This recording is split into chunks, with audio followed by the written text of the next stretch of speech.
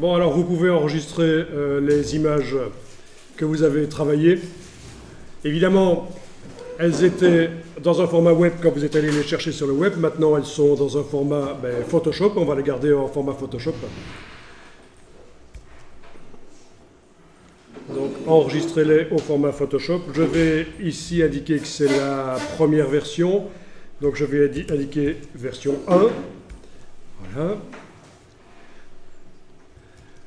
Même chose pour l'autre ici. Enfin voilà, vous avez appris un truc pas mal. Comment faire en sorte que des images aient l'air d'avoir la pêche, d'avoir vraiment une bonne netteté, même si elles sont en petit sur votre sortie multimédia.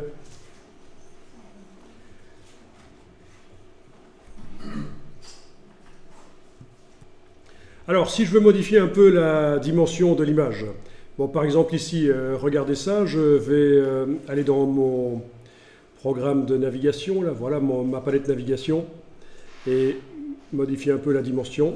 OK.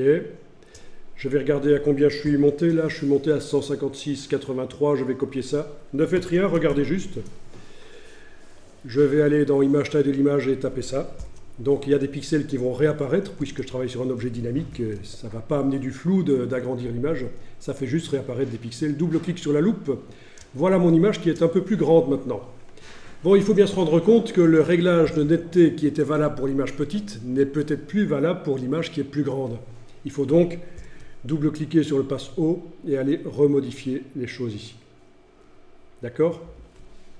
Donc ça, il faut bien se rendre compte. Si en cours de route, vous modifiez la dimension de l'image, vous devez absolument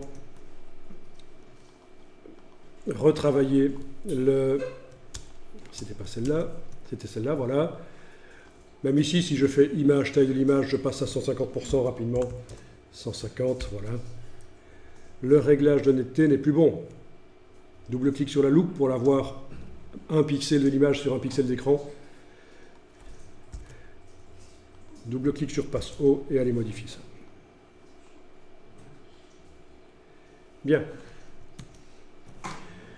Ok. Alors, autre chose intéressante, on va voir comment faire du dodge and burn dynamique. Donc, peut-être que certains parmi vous ont déjà utilisé les outils ici qui permettent de modeler la lumière dans les photos.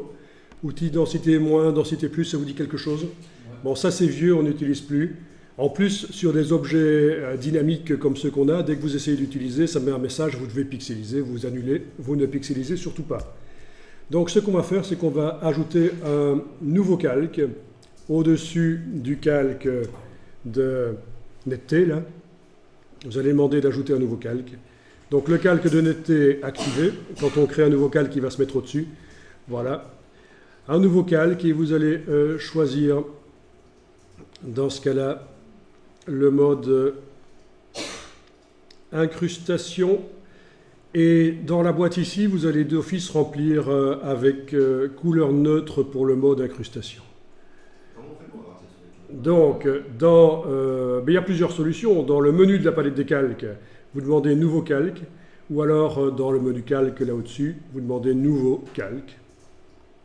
Moi, il s'est ajouté, mais il n'y a pas cette fenêtre-là. Ou alors vous enfoncez la touche Alt et vous cliquez sur le bloc de feuilles. Voilà. Tu passes par les trois petites lignes, il t'affiche là. Donc, touche Alt et cliquez sur le bloc de feuilles. Il y a toujours plein de manières de faire dans Photoshop. Donc, le mode de fusion va être incrustation. Et vous allez cocher ici couleur neutre pour le mode incrustation. Comme ça, d'office, ça va être rempli par un gris neutre. Un gris à 50%. Le voilà. Donc, rien n'a changé, en fait. Hein. C'est une autre photo? Voilà, on essaie sur cette photo ici, puis vous allez pouvoir tester sur d'autres photos, bien sûr. Alors, donc, mine de rien, je suis en train de vous montrer comment améliorer rapidement des photos qui viennent, que vous avez prises vous-même ou qui viennent du web. Améliorer la netteté par rapport à la dimension à laquelle on a décidé d'utiliser l'image, c'est une première chose qu'on a vue. Ensuite, améliorer modeler la photo vraiment. C'est ce qu'on fait maintenant. Alors, vous allez prendre le pinceau tout à fait traditionnel, normal, là, l'outil pinceau.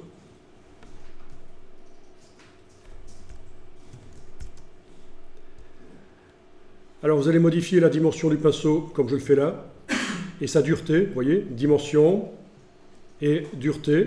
Vous savez comment on fait? On voit plus très bien maintenant que la table. Donc vous enfoncez sur le Mac les touches CTRL et ALT. Donc faites pas le malin et vous dire que CTRL c'est commande sur le Mac, c'est pas ça. Non, c'est vraiment les touches CTRL et ALT qu'il faut enfoncer. Vous les gardez enfoncés avec le bouton gauche de la souris, vous faites un clic et glisser, ça modifie la dimension de la brosse. Et de haut en bas, donc de gauche à droite c'est la dimension, de haut en bas c'est la dureté. Donc ça c'est le raccourci pour le pinceau dans Photoshop. Donc j'ai d'abord activé le pinceau évidemment dans la palette des outils. Touche CTRL ALT, clic gauche de la souris, de gauche à droite la dimension, de haut en bas la dureté. Si vous êtes sur un PC, vous devrez utiliser le bouton droit du PC pour faire la même chose. Mais ce sera toujours CTRL ALT, mais sur le PC ce sera bouton droit. Alors on va aller chercher la palette couleurs, menu fenêtre couleurs.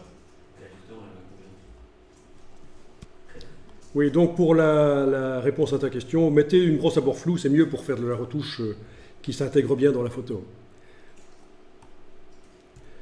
Donc palette couleurs. Dans la palette couleurs, est-ce que votre palette couleurs ressemble à ceci? Cette longue chose sur la droite là. Oui? Sinon vous l'agrandissez. Vous pouvez la détacher, l'agrandir. Alors ce qui m'intéresse dans la palette couleurs, ce sont les différents gris qui sont là sur la partie gauche. Je vais rapidement aller pouvoir choisir un gris ou l'autre. Alors là je prends par exemple un gris clair en mettant la pastille ici, vous voyez, et je dessine et ça éclaircit. Si je prends un gris foncé, je dessine, ça assombrit. Alors ce qui est intéressant, c'est que je suis en train d'amener dans ce calque là au-dessus, amener du gris clair et foncé, et je peux le faire autant de fois que je veux, ça ne détruit absolument pas l'image qui se trouve en dessous. Contrairement aux anciens outils densité plus, densité moins, qui eux étaient destructifs. Ici, je vais pouvoir modeler rapidement la dimension, les lumières dans une photo. N'hésitez pas à zoomer en arrière quand vous faites ça, faire des grandes brosses.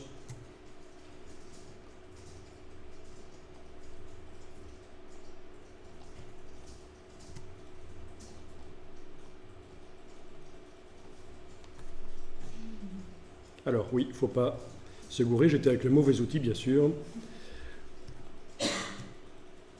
Voilà.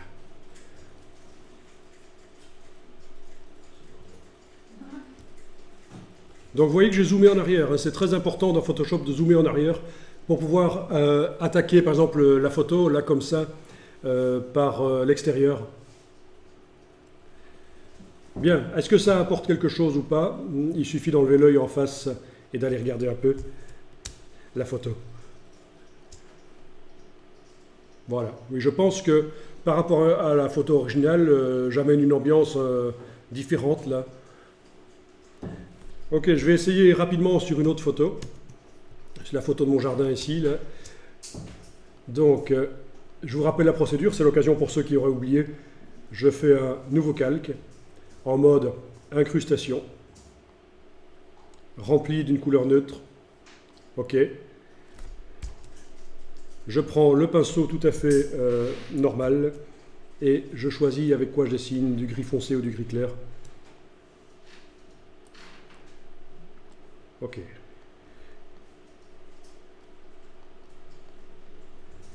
Donc ça permet vraiment de faire des effets qui peuvent être intéressants pour donner de l'ambiance dans les photos. Alors ici on travaille sur des images qui viennent du web, elles sont JPEG et c'est pas l'idéal parce qu'on arrive très vite aux limites de la photo. Si vous travaillez sur une photo que vous avez prise vous-même en RAW, ce sera beaucoup mieux. Vous aurez plus de matière à travailler. Ok, est-ce que j'ai amélioré la photo là rapidement? Vous voyez que ça va très vite en fait. J'enlève l'œil en face et je regarde avant-après. Je pense que oui, en amenant comme ça du contraste dans la photo, ça peut améliorer les choses.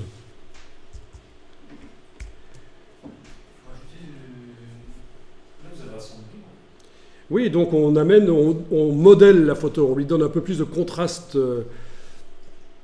Je peux faire ça sur une photo, bien sûr, qui n'a pas reçu de netteté, comme celle-ci. Sur celle-là, j'ai pas mis de netteté, mais je peux directement aller créer un nouveau calque. Mode incrustation. Je coche le remplissage de gris.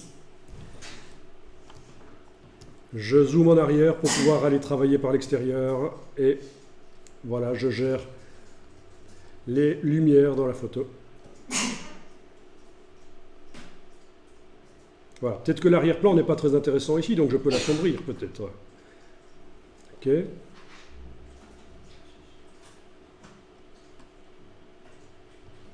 Voilà. Est-ce que ça améliore la photo ou pas? Je regarde en enlevant l'œil en face. Voilà, à vous de voir. Monsieur. Si on pourrait jamais faire le faire comme ça, je sais plus ce qu'on va faire. Tu dis, tu faisais avec les outils densité plus, densité moins? Mais de toute façon, mon outil quand même, je sais plus. Faut pas hésiter à annuler aussi, hein, quand on a fait un truc et que c'est pas bon, vous faites un CTRL Z, vous réessayez avec un gris différent.